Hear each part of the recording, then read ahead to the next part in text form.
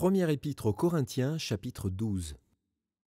Pour ce qui concerne les dons spirituels, je ne veux pas, frères, que vous soyez dans l'ignorance. Vous savez que, lorsque vous étiez païens, vous vous laissiez entraîner vers les idoles muettes, selon que vous étiez conduits. C'est pourquoi je vous déclare que personne, s'il parle par l'Esprit de Dieu, ne dit « Jésus est anathème », et que personne ne peut dire « Jésus est le Seigneur », si ce n'est par le Saint-Esprit.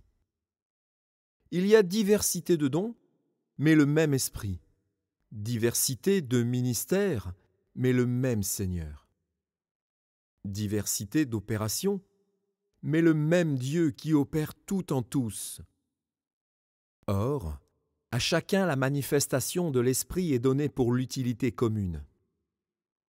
En effet, à l'un est donné par l'Esprit une parole de sagesse, à un autre une parole de connaissance, selon le même Esprit, à un autre la foi, par le même Esprit, à un autre le don des guérisons, par le même Esprit, à un autre le don d'opérer des miracles, à un autre la prophétie, à un autre le discernement des esprits, à un autre la diversité des langues, à un autre l'interprétation des langues.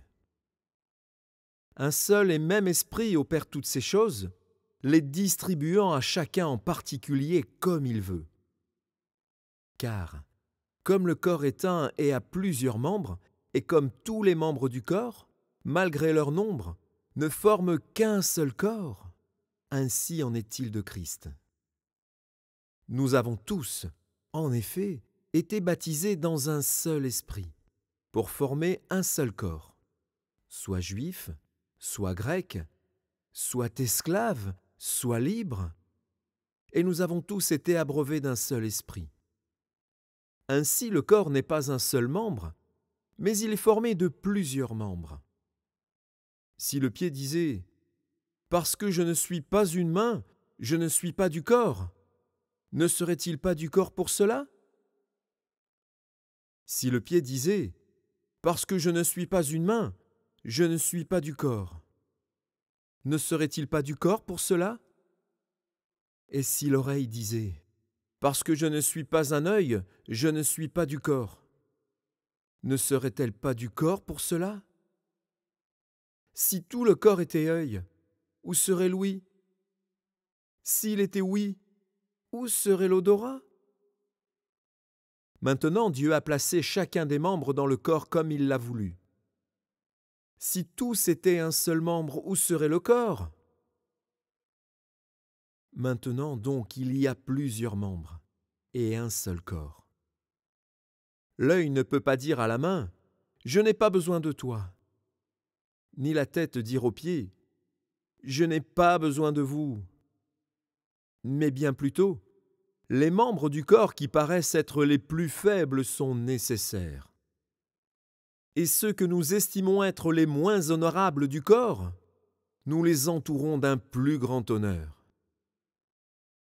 Ainsi, nos membres les moins décents reçoivent le plus d'honneur, tandis que ceux qui sont décents n'en ont pas besoin.